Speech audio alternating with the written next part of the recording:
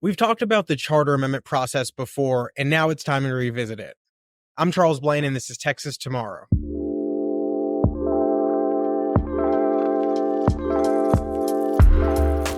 Charter amendments are exactly as they sound. They are amendments to your city's charter or the governing document of the city, and you have to approve them as voters. They can come from your mayor and city council, who can put them on the ballot if they choose, or some cities have charter review commissions that recommend changes, but very often they come from your fellow citizens frustrated with things that are happening in their city and decide that enough is enough over whatever issue is plaguing them. So they go out, collect signatures, submit a petition to the city, and hopefully get an amendment on the ballot for approval. And that's exactly what's happening right now in cities across the state leading up to the November election. Take McAllen, for instance. They have some items on the ballot that will limit campaign contributions, allow elected officials to be recalled, and petition to overturn an ordinance passed by their city commission. McAllen currently lets individuals donate $10,000 to the mayor and $5,000 to a city council candidate, but their amendment would limit that to $500 for any office for any individual. Supporters say this will help kill some of the webs of kickbacks and corruption seen in the RGV city and give their citizens more control over bad elected officials and bad ordinances.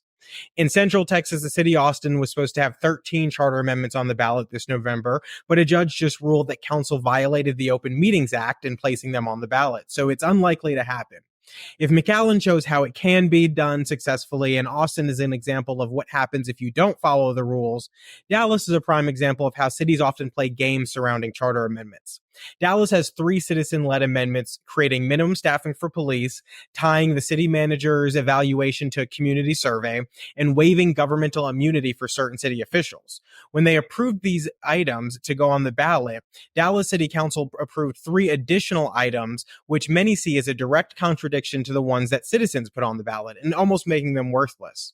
The Attorney General filed a brief supporting the legal challenges from citizens that was brought against the council.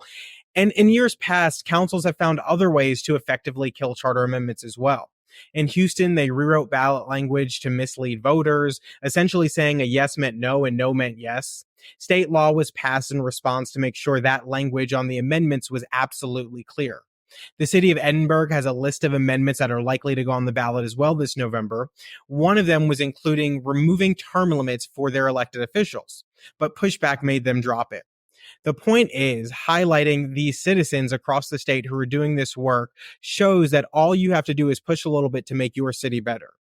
These cities and towns often operate how they see fit, but they should operate how you see fit, and citizens should use the tools at your disposal to limit government where you can. It doesn't take much more than an idea, some neighbors, and some effort.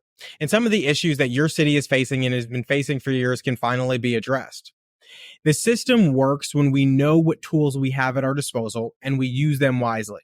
So watch these cities, watch your city, and most importantly, use these tools at your disposal. If you want to change term limits, if you want to change the power that city council has, put spending caps in place, have minimum or maximum staffing levels for certain employees, or a host of other policy reforms that you can come up with your neighbors, you need to learn the Citizen Charter Amendment process and take advantage of it.